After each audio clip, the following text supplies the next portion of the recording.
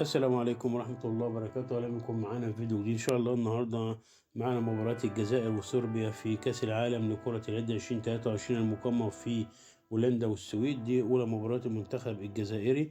مباراة إن شاء الله تبقى يوم الجمعة 13/1/2023 المقامة في بولندا. هتبقى مباراة الساعة 9:30 بتوقيت القاهرة، مذاعة على قنوات بين سبورت الرياضية المشفرة. طبعا الجزائر وصربيا معاها في المجموعة كل من قطر وألمانيا، معاها طبعا قطر شقيقة وألمانيا وصربيا.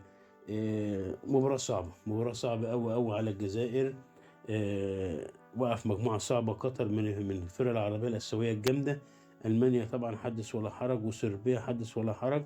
بس إن شاء الله ربنا يوفق المنتخب الجزائري. وده كل ما لدينا في الفيديو. والسلام عليكم ورحمة الله وبركاته.